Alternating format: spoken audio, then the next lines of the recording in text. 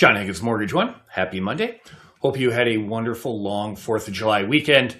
Celebrating 250 years as a country is quite impressive. It's amazing where we have come through those years. Wanted to kind of get back in the saddle and talk about the upcoming Federal Reserve meeting, which will be in about 3 weeks later this month. We do have a new Federal Reserve Chairman, Kevin Warsh. We know that Trump wants rate cuts, and that's why he put Mr. Warsh in charge of the Federal Reserve. Was not happy with the job that Chairman Powell was doing, but the market now is calling for a 1 in 4 chance in a rate increase at the July meeting. If you look back to the beginning of the year, we were kind of forecasting maybe a cut or two. If you look at some of the wirehouses, the big banks, and that some of them are actually calling for 3 rate increases now. I don't think we're going to get there, but we'll kind of have to watch and see what happens. What does all that mean for mortgage interest rates? Well, we'll have to wait and see. Chairman Warsh is certainly more of a hawk on inflation. All of his testimony and press conferences that he's done has really concentrated on trying to get the Fed to focus on getting inflation back to 2%. That would be great for mortgage interest rates. Number one enemy of interest rates, both mortgages and others, inflation. So Chairman Warsh is on the job trying to cut that. He does not want to raise interest rates, but he may be forced to. We'll have to wait and see. A couple things that are interesting out there in our marketplace.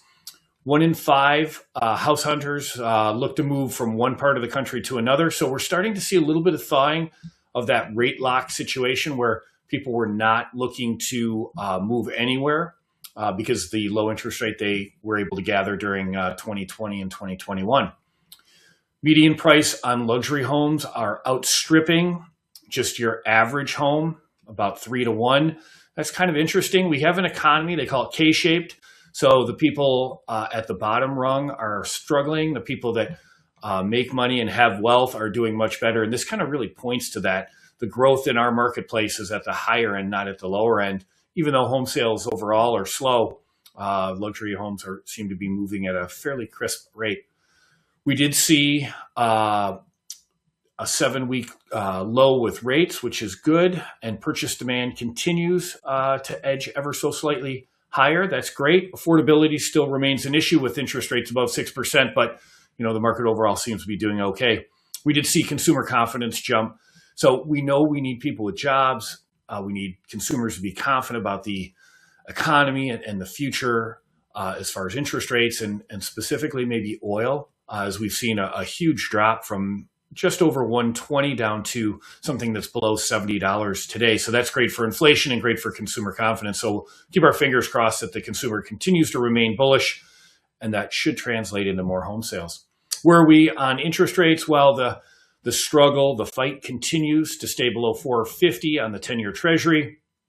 If we look over the last 5 days, we did break below 440 and started to make a run at 435, which is another point of resistance, and then we bought back up. So this has been a common theme until we get a little more data out there on maybe which way the Fed is tilting and which direction inflation is going. We're going to see difficulty getting much below 450. Where does that leave our mortgage interest rates? Well, we did see a bit of a decline this week from last down to 643 on the 30-year fixed rate as published by Freddie Mac. So good news there that we're heading maybe in the right direction, but still a struggle to get interest rates anywhere back to 6%. We know coming into the year, we did break below 6%. So as we've gone through the spring selling season and entered summer here, it's really been difficult when we talk to our buyers about affordability and some of our sellers and getting them to move when interest rates still continue to remain above 6%. I wanted to talk about an option for maybe some of those listings that you may be taking or have that need a little bit of work. Seller might not be willing to do that. Buyers are not real keen on buying homes that aren't kind of cookie cutter, but there are programs out there that do allow buyers to fix up the property after they close. So you as a realtor will be long gone from the transaction. The buyers can get an opportunity to put their touch on the property. So, their kitchen, their bathroom, all their color palettes, carpet choices, and that Freddie Mac and Fannie Mae both have a program. I prefer the Freddie Mac or the Fannie Mae home style renovation program. Style allows for quite extensive work. Get in for as little as 3% down.